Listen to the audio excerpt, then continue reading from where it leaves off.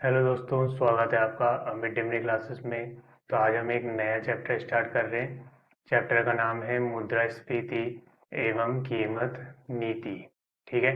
तो सबसे पहले हम चैप्टर का नाम समझे, क्या है मुद्रास्फीति एवं कीमत नीति। मुद्रास्फीति का सिंपल सा मतलब होता है, जो रेगुलर लैंग्वेज में बोलते हैं, महंगाई। ठीक है। तो महंगाई और उसकी कीमत नीति। कीमत नीति का मतलब महंगाई को बैलेंस करने के लिए, कंट्रोल करने के लिए नीतियां अपनाई जाती हैं, उसी को कीमत नीति बोलते हैं। ठीक है। तो इसके बारे में हम पढ़ने वाले थे। सबसे पहले हम डेफिनेशन पढ़ते हैं। मुद्रास्फीति, महंगाई का मतलब इकोनॉमिक में क्या होता है। जब किसी अर्थव्यवस्था में सामान्य कीमत स्तर लगातार बढ़ता है और मुद्रा का मूल्य कम होता जाता है, उसे मुद्रास्फीति कहते हैं। ठीक है। यानी कि जब किसी देश में, किसी अर्थव्यवस्था में सामान्य कीमत स्तर, जो एवरेज कॉस्ट है किसी सर्विस की, किसी प्रोडक्ट की, ठीक है, वो लगातार बढ़ती है और मुद्रा का मूल्य यानी कि वैल्यू ऑफ मनी, पैसे की जो वैल्यू है वो कम होती जाती है, तो उसे मुद्रास्फीति, महंगाई कहते हैं। तो सामान्य कीमत स्तर लगातार बढ़ता जा रहा है, सामान्य कीमत स्तर लगातार बढ़ता जा रहा है और मुद्रा का मूल्य जो है कम होता जा रहा है। ठीक है। मुद्रा का मूल्य कम होने का मतलब है कि जो चीज पहले, मान लीजिए 100 रुपए में कोई चीज 2 केजी आती थी, अब वही चीज 100 रुपए की जगह 2 केजी जो है 150 रुपए में आ रही है। 100 की जगह अब 150 रुपए में 2 केजी आ रही है, तो मुद्रा का मूल्य क्या है, अपने आप में कम हो गया है। ठीक है। तो उसी को मुद्रास्फीति कहते हैं। अगर आप अपनी रेगुलर लाइफ से एग्जांपल ले, सिंपल सा कि जहाँ पहले 5 रुपए का कोई सिंपल सा पेन आता था, अब वो 5 की जगह 7 का आता है या 8 का आता है, तो ऐसे में क्या है, पेन तो वही है लेकिन कॉस्ट जो है उसकी बढ़ गई। तो ऐसे में जो कॉस्ट बढ़ी है, यानी कि जो पैसे की जो वैल्यू है वो कम हो गई है। ठीक है। तो उसी को मुद्रास्फीति कहते हैं। दोबारा पढ़ लेते हैं एक बार। जब किसी अर्थव्यवस्था में सामान्य कीमत स्तर लगातार बढ़ता है और मुद्रा का मूल्य कम होता जाता है, उसे मुद्रास्फीति कहते हैं। ठीक है। तो मुद्रास्फीति के क्या कारण है, महंगाई के क्या कारण है, कौन कौन से कारण है जिन वजह से महंगाई बढ़ती है। मेनली ये जो है 2 कारण है, इनके बारे में हम पढ़ने वाले हैं। मुद्रास्फीति के 2 कारण है। पहला कौन सा है, लागत जनित मुद्रास्फीति। ठीक है। पहला है लागत जनित मुद्रास्फीति और दूसरा है मांग जनित मुद्रास्फीति। जनित का मतलब जिनसे उत्पन्न होती है। ठीक है। तो लागत जनित मुद्रास्फीति का मतलब है जिस जो मेन कॉस्ट की वजह से उत्पन्न हो रही है। मेन फैक्टर क्या है, कॉस्ट, कीमत। और दूसरा क्या है, मांग जनित मुद्रास्फीति, जिसमें मेन फैक्टर क्या है, मांग यानी डिमांड। ठीक है। तो पहले इसके बारे में पढ़ते हैं। लागत जनित मुद्रास्फीति का मतलब है वस्तुओं और सेवाओं की उत्पादन लागत में वृद्धि के कारण आपूर्ति की तुलना में आपूर्ति मांग की तुलना में कम होने लगती है, जो कि मुद्रास्फीति का कारण है। यानी कि वस्तुओं और सेवाओं के उत्पादन लागत में वृद्धि। वस्तुओं और सेवाओं के उत्पादन लागत में वृद्धि का मतलब है कि जो आप कोई भी चीज रेडी कर रहे थे, आप जिस चीज का उत्पादन, प्रोडक्शन कर रहे थे, एग्जाम्पल के तौर पर ले लेते हैं फर्नीचर। ठीक है। मान लीजिए आप फर्नीचर का प्रोडक्शन करते हैं, आपका अभी तक सामान्य नॉर्मली चल रहा था, लेकिन अचानक से जो है कच्चे माल की कीमत बढ़ गई। कच्चा माल मतलब जो आपके पास लकड़ी आ रही थी जिससे आप फर्नीचर तैयार कर रहे थे, उस लकड़ी की कीमत जो है बढ़ गई और आपको अब वो महंगी मिल रही है। ठीक है। तो ऐसे में क्या हुआ कि जो डिमांड तो मार्केट में है उसकी, ठीक है, लेकिन अब आपको जो कॉस्ट है वो ओवरऑल ज़्यादा पड़ रही है। अब आप उसको अफोर्ड करने में सक्षम है तो आप उसकी सप्लाई करेंगे, अगर नहीं है तो आप उसकी सप्लाई को उतनी ही रखेंगे, ठीक है, या फिर कम कर देंगे। तो ऐसे कारण में क्या हुआ कि आपूर्ति तो वहीं की वहीं है। ठीक है। यानी कि जो सप्लाई है, आपूर्ति मतलब सप्लाई, वो वहीं की वहीं है, लेकिन डिमांड जो है मार्केट में वो बढ़ी हुई है। ठीक है। तो ऐसे में क्या होता है, महंगाई बढ़ जाती है। ठीक है। तो उत्पादन लागत में वृद्धि के निम्न कारण है।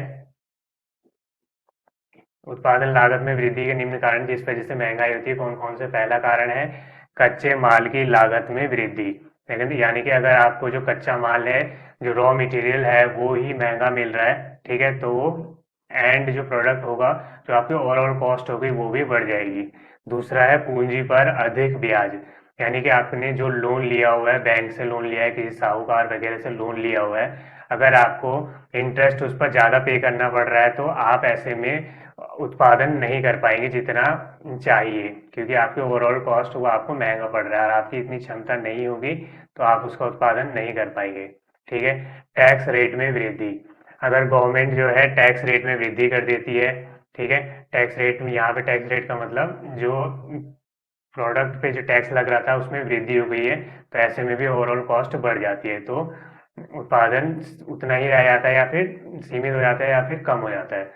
आधारभूत संरचना की लागत, ठीक है, तो आधारभूत संरचना का मतलब होता है जो बेसिक चीज किसी चीज को करने के लिए चाहिए, जैसे कोई फैक्ट्री चलानी है तो उसके लिए बेसिक चीजें क्या क्या है, पानी चाहिए, ठीक है, अगर उसमें यूज होता है तो इलेक्ट्रिसिटी चाहिए, मशीन्स की जो ये लागत वगैरह जो अगर नॉर्मल है तो चल जाएगा, अगर वो अचानक से बढ़ जाती है तो ओवरऑल कॉस्ट बढ़ जाती है, ऐसे में सप्लाई कम और डिमांड में फर्क आ जाता है। ठीक है, तो ये थी लागत जनित मुद्रास्फीति, यानी कि मेन फैक्टर जो है कॉस्ट है।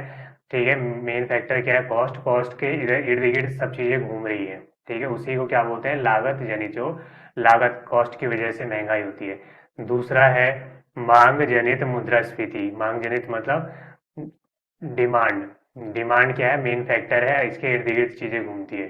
ठीक है, तो मांग जनित मुद्रास्फीति का मतलब है जब वस्तुओं और सेवाओं की मांग आपूर्ति से अधिक हो जाती है, आपूर्ति मतलब सप्लाई जब कम है और डिमांड ज्यादा बढ़ जाती है, ठीक है, तो उसे मांग जनित मुद्रास्फीति कहते हैं, मांग जो डिमांड की वजह से महंगाई हुई है। तो इसके कारण क्या है मांग जनित मुद्रास्फीति के, तो देखें तो जनसंख्या वृद्धि पहला इसका कारण है, जनसंख्या वृद्धि। अगर किसी देश की जनसंख्या बढ़ रही है तेजी से तो डिमांड भी उसकी बढ़ेगी, क्योंकि हर व्यक्ति कुछ ना कुछ डिमांड जरूर करेगा, ठीक है, जीवित रहने के लिए, तो डिमांड बढ़ेगी। लेकिन अगर उस देश में उत्पादन क्षमता उतनी नहीं है, इकोनॉमी उतनी स्ट्रांग नहीं है कि जल्द से जल्द उत्पादन कर सके, ठीक है, डिमांड को सब पूरा कर सके, तो ऐसे में क्या होगा, डिमांड पूरी नहीं हो पाएगी, तो और डिमांड बढ़ती रहेगी और उत्पादन कंप्लीट नहीं होगा, तो ऐसे में महंगाई बढ़ेगी। दूसरा है क्रय शक्ति में वृद्धि, क्रय शक्ति में वृद्धि मतलब लोगों की जो इनकम है वो बढ़ गई है, ठीक है, क्रय शक्ति में उनकी वृद्धि, खरीदने की जो क्षमता है वो बढ़ गई है।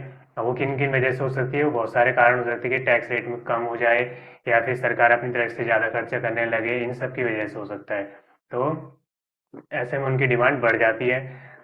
तीसरा कारण है सार्वजनिक व्यय में वृद्धि, सार्वजनिक व्यय में वृद्धि का मतलब है सरकार अपनी तरफ से ज्यादा खर्चा कर रही है।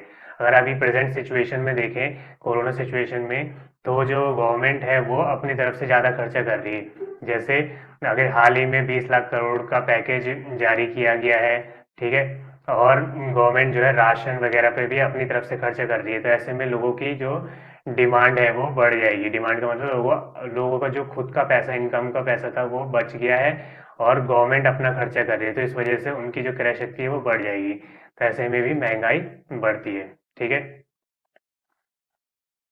तो ये था क्या, मुद्रास्फीति के बारे में हमने पढ़ा, ये डेफिनेशन, फिर मुद्रास्फीति के क्या कारण है वो हमने पढ़ा, कौन कौन से दो कारण, लागत जनित मुद्रास्फीति जिसमें मेन फैक्टर क्या है कॉस्ट, और दूसरा है मांग जनित मुद्रास्फीति जिसमें मेन फैक्टर है डिमांड, यानी कि महंगाई का पूरा जो रोल है वो किसका है, डिमांड एंड सप्लाई का।